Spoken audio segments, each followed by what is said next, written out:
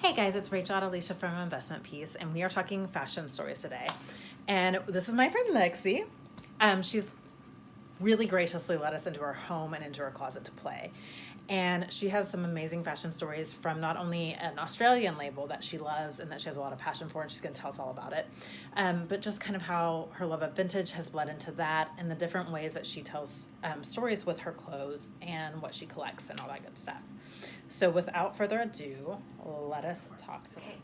Hi ladies, so I'm Lexie and I'm going to start talking to you about a little bit about how I tell my story through clothes. So what I find really interesting about clothes in general is that it incites this passion in me that nothing else does. So I've actually decided to study this in college about how we tell our stories through our clothes and actually how we communicate our identity or who we are through clothes. So I started my journey as sort of a social experiment on these Facebook pages around a brand called Spell the Gyspy Collective.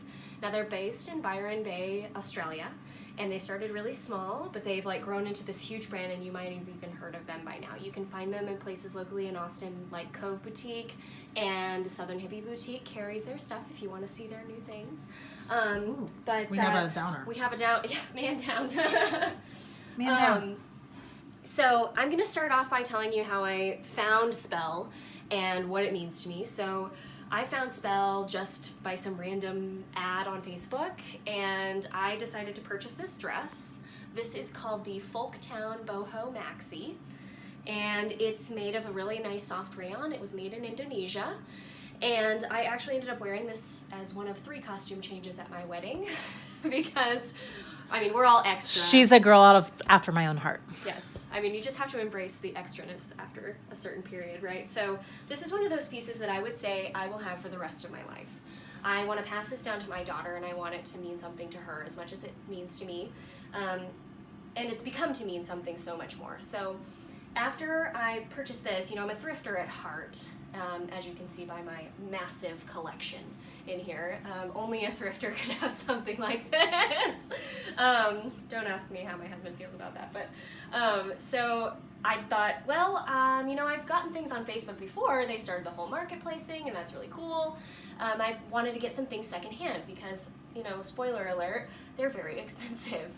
This was the most expensive thing I had ever bought at this time. I had bought everything on sale or secondhand or at a flea market, and I ended up spending about, I think it was $210 on this at the time in 2016. So that was a lot for me. As a college student, I was like, ouch. But I've really gotten the wear out of it, and that's awesome. So I found these Facebook pages where people buy, sell, and swap all over the world. And it started with just girls in the United States swapping with each other, so we didn't have to pay so much in shipping from Australia, because at the time it was like $40 each way to ship something to Australia or get something from there.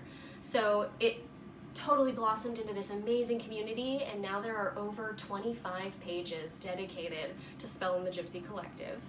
And there are pages all over the world. There's some for Europe, there's some for the United States, there's some for specific states. Like we have a Texas page that's just for girls in Texas. But all are welcome, and it's a really beautiful place where we can support each other. So the way we do that is we portray our stories. We show each other in real life, like what we're doing with our spell. So one of my favorites is I love posting pictures of standing on top of the toilet, because that's the only place you can get a good mirror angle. It's good stuff. But it really incites a great response with the other girls, because you're a real person and you start to make real life connections, even though it's in the virtual space instead of the real space. So it's almost like simulated reality in a way, but through fashion. And as I'm sure all of you know, it's very difficult to find people who are as passionate as you are about fashion. So when you find this group of people, even if they're online all over the world, you don't even care. You're just like, cool, we're doing this. So that's kind of what is embodied with these older pieces.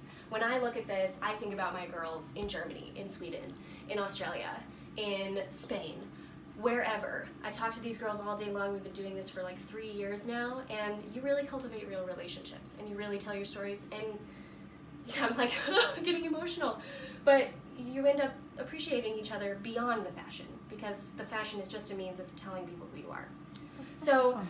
since we've talked about that, we're going to move on to just a piece that I just got. This is like my most recent piece, and I absolutely love her. Her name is Maggie. I didn't just make that up. She's really called Maggie. It still has a tag on it if you want to, like, you know, fact check.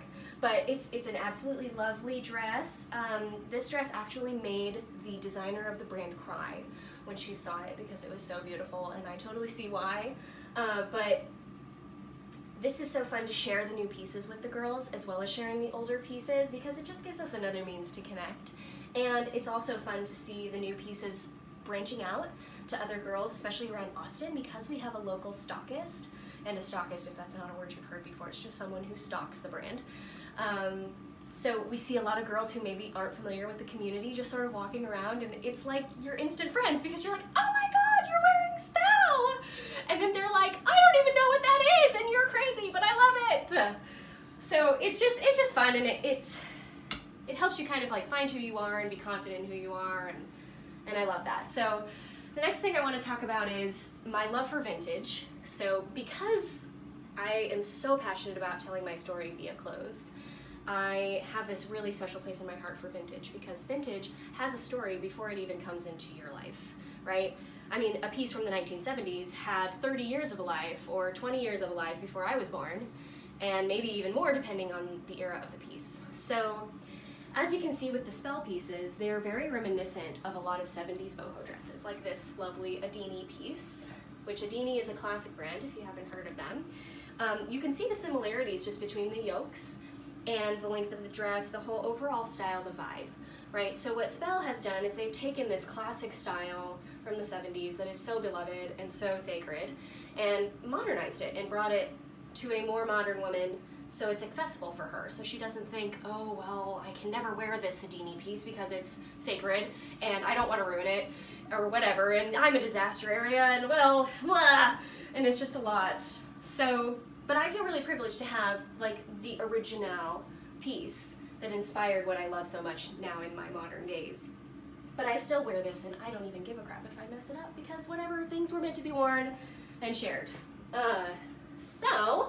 Okay, that takes me to the next part of like storytelling. And I like to think of myself as someone who saves things and appreciates things even when other people might not see them as something of worth. So for example, this lovely dress, this is a gunny sacks dress.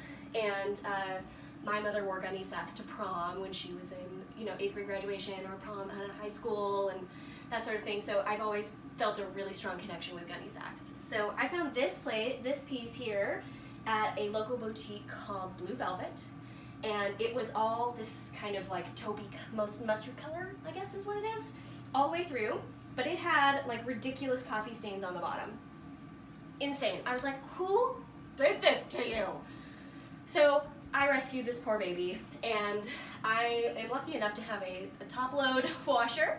So I put my Rit dye in the washer. This is so cool, you should Google this, it's really fun to do.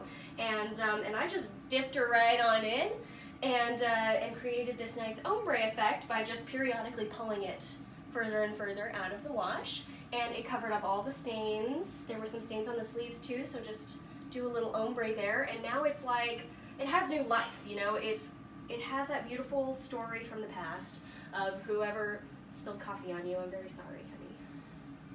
It wasn't your fault. And then it's new life, where she's like got this beautiful indigo sort of vibe that's also reminiscent, and now I get to wear her in a whole new light. She just gets to keep going, and it's wonderful. So then the final piece I want to share with you is kind of my newest obsession, and if you can't tell, all I've shown you are dresses. I'm a dress girl. I'm wearing a skirt.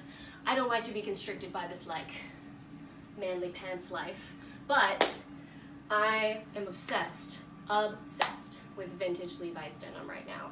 So, and of course, Austin, Texas is a great place to find vintage denim. It's all over the place, and that's, a gift and a curse. Curse for my wallet, gift for my soul. So this is a 1960s pair of Levi's red lines, and there are some really amazing resources online about how to authenticate and how to date Levi's, but red line means that it has this red stitching here on the leg, and that means that this is selvage denim. And selvage denim is just a different type of knit and it's a different process than normal denim. But usually more expensive and lasts longer. It's much tougher. The weave is much stronger on it, and they're much harder to find. They didn't make very many of these because, as I'm sure you can tell, if it's tougher material, it's more expensive. So back in the day, in the 60s, when mass production was just starting to be a thing, it was not really as accessible for most people to have that. So this particular pair I absolutely love because they fit me perfectly. And any of you long-legged girls out now, shout out. Rachel knows my feels. These have a 35-inch inseam, to which, you know, mine is the 34, and it's almost impossible to find vintage jeans that actually fit. So I usually have to take like a piece from another pair and add them onto the bottom and do that whole like raw edge look, which is dope. But you know, when they fit, you're just sort of like, hallelujah. Yeah, it's great. So these also are super unique because they have their own distressing from their previous life with whoever. They have this wonderful like rip in the bottom, and they've got this kind of tiger striping across the front here. And then my personal favorite is this like missing pocket. Now, I don't know how much y'all know about like Vetements. There's a brand called Vetements, and they do the like sliding pocket on their jeans now, and I think they get a lot of those ideas from the vintage Levi's. So basically, this pair of pants used to be this color, which is totally wacky to think about because imagine how much life they would have had to have and how much wear they had to be this light color when they were this color originally. So, and you can see that color still in this pocket as well because inside the pocket hasn't seen the light of day, right? So it hasn't been faded by work wear or anything like that. So it's just super cool. And then obviously, you know, this pocket just kind of gets ripped off after a while. And then they're just like very neat, you know? I want to know who the person was that had these before and what their story was. But a lot of it can be told to me just based on the wear of these. You know, this was obviously somebody who was outside enjoying their life and having a great time in their favorite pair of pants. And now I'm gonna be outside having a great time in my favorite pair of pants and carrying on the legacy. So I think the biggest thing about fashion in general that I hope to communicate to people when I wear things is that there's a longevity it's very important to have with fashion in general, because there's so much fast fashion happening. But when you have pieces like this that actually tell a story and have a story before you, that means that they've lasted a long time. That's not going to end up in a waste bin anytime soon, especially not by me. I will keep them forever and ever just to keep them from ending up in a landfill. But I think it's important to know that like these pieces mean something other than just being a piece of cloth. You can make them into whatever you want them to be. They can tune to your identity however you can creatively make that manifest. Whatever you want to do with it. It's a way to express yourself and a way to tell your story.